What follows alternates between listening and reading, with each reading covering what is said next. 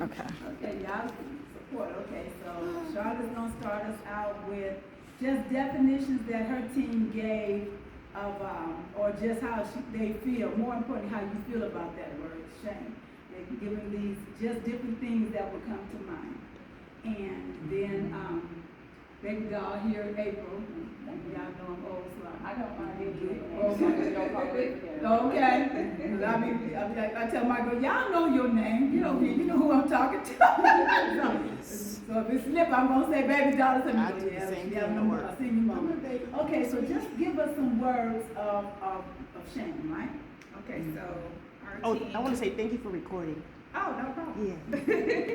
So our team had shame, and so we came up with these words: embarrassed, worthless, humiliated, scared, regrets, stupid, remorse, excuses, invisible, hide, disappear, self-conscious, belittled, afraid of people finding out, no voice, distracted, depressed, and confused.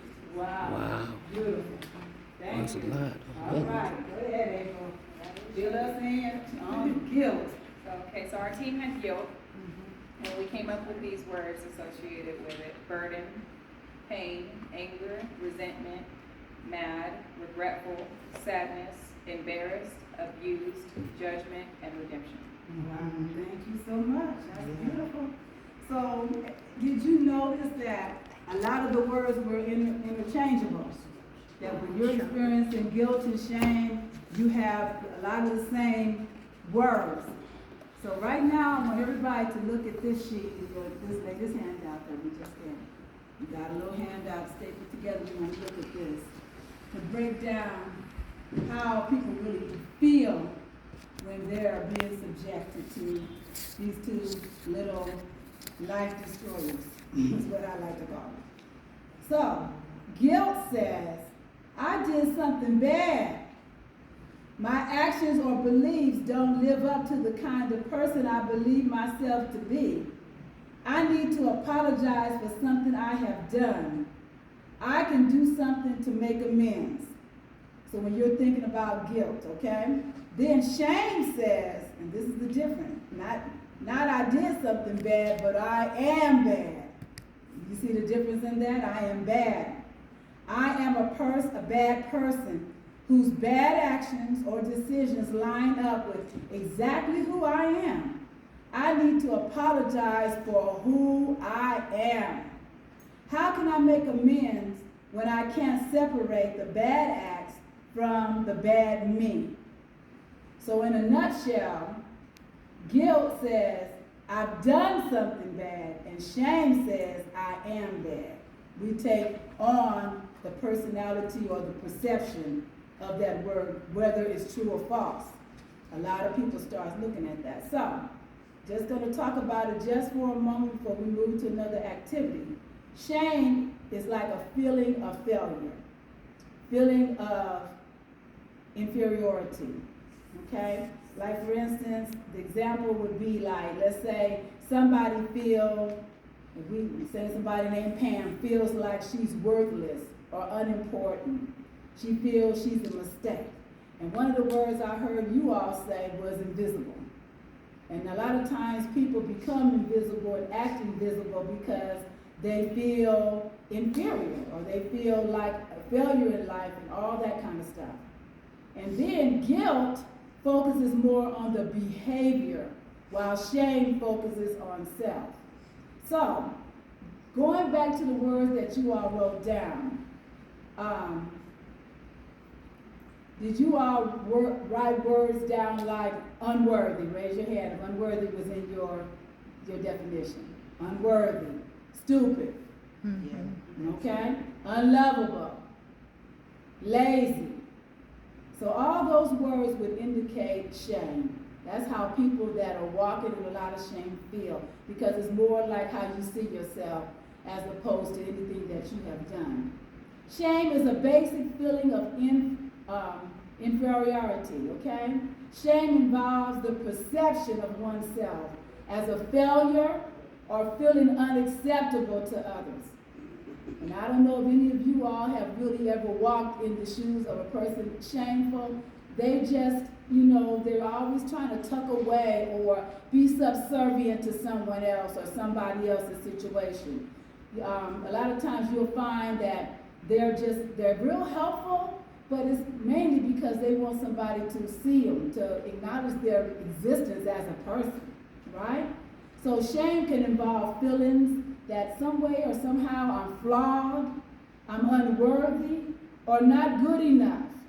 And how many of you know how that can affect your life? Can you imagine that perception, that you're feeling like you're not good enough? Shame often involves forgetting or disregarding the fact that we are human. We make mistakes, but that alone does not make us less than a person, right? I want to say amen so bad. Say amen. Amen. Shame is about self-blame and is directly linked to low self-esteem. Did any of you all grow up with low self-esteem? Or just felt at certain points of your life? Yeah. I had it at one point my own self. When I get into it a little bit more, you will see why. Shame most often comes from negative messages that we receive as children from our family. People who were put down or insulted as a child, directly or indirectly, end up being more prone to shame as an adult. Okay? So with shame, you have these irrational thoughts or beliefs, and that's what fuels anything in your life. Everything, you feel like everything is your fault. It's like you feel like if I just wasn't born, maybe life would be better for somebody. They always feel like they have to have somebody's approval. I have to be perfect in everything that I do. When I make a mistake, it's worse than everybody else's mistake. That's how shame talks to people. If I'm not like my sister, then I'm not a valuable person. And that's why I have pet peeves with parents telling you need to be more like your brother Jimmy. No, can we just be us? I'm not going to get off on a tangent with that, okay? Everyone sees my faults, my flaws, and I'm not even worthy of forgiveness. That's how shame does. And, shame really does enter into a person's life, I would say, more likely than not, as a child. Because somebody is going to make you feel some kind of way about something being less than.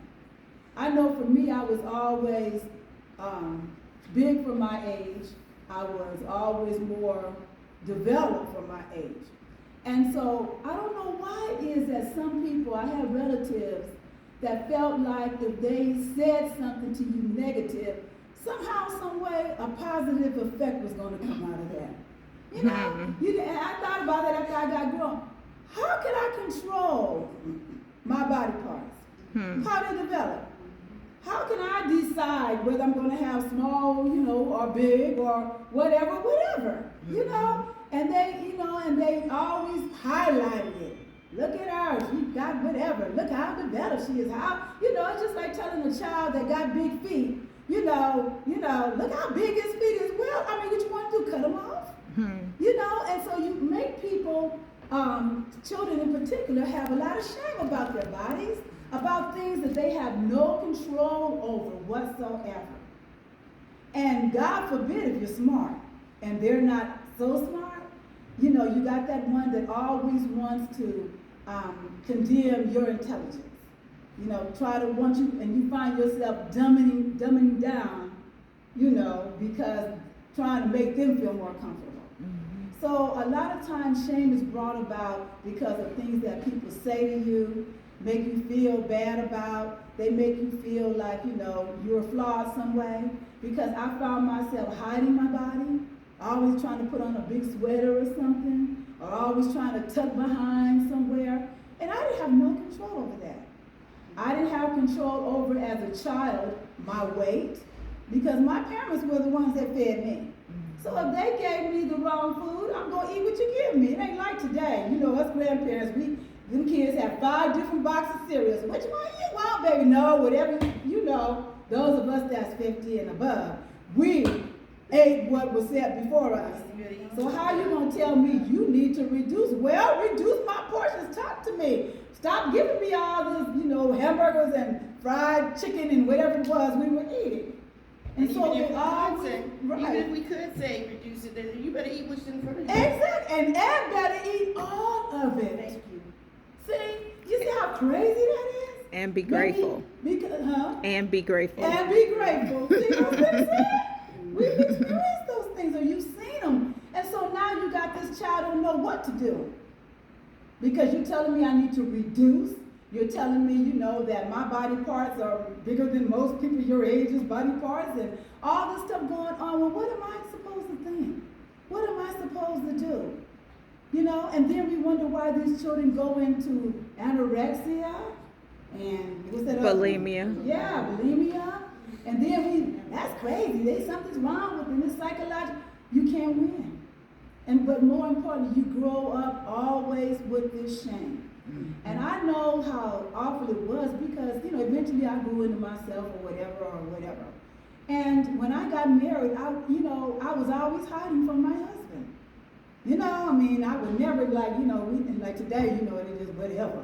But I always had something. I'd get out the bed, make sure everything was wrapped up and everything. I would never want them, hey, I'm here, was never.